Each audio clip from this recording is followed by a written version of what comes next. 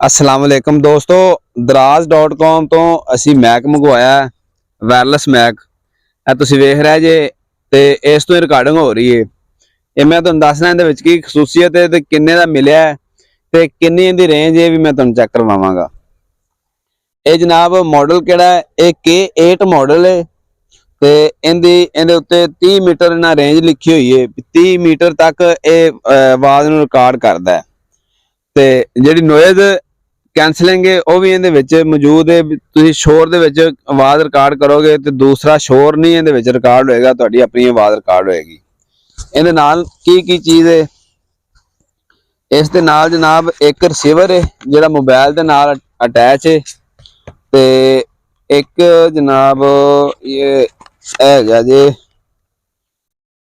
इहदे विच केबल है USB cable type C दी। इहदे नाल तुसीं इहनूं ला के चार्ज कर सकदे जे ते इहदी चार्जिंग दी बैटरी दी टाइमिंग जिहड़ी है वह 6 घंटे इहदी बैटरी टाइमिंग लिखी हुई है उत्ते।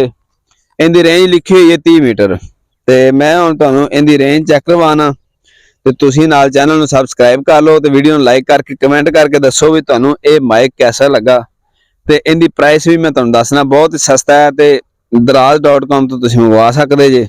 ते इहदी हुण मैं तुहानूं रेंज चैक करवाना। ये तुसीं आईफोन दे नाल भी कनैक्ट कर सकदे जे। इहदे नाल एक जैक हुंदा है और डायरैक्ट आईफोन दे नाल कनैक्ट हो जांदा है। ते मैं हुण तुहानूं चैक करवाना इहदी रेंज किन्नी है। इहदे ते 2 इंडीकेटर लगे हुए ने। एक जिहड़ा इंडीकेटर है वह रैड कलर दी लाइट जगदी है जदों तुसीं चार्जिंग ते लांदे जे, और रैड कलर दी लाइट जगदी है। एक इहदी लाइट है जिहड़ी ग्रीन कलर दी है, जदों तुसीं कनैक्ट करदे जे अपने मोबाइल दे नाल फिर green colour the light on हो जाती है। जो डिसकनैक्ट होंदा है उदों green colour the light of हो जाती है।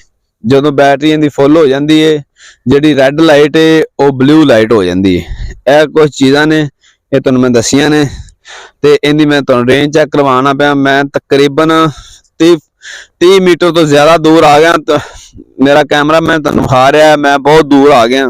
हो सकता है मैं कैमरे दे विच नज़र भी ना आंदा पिया होवां।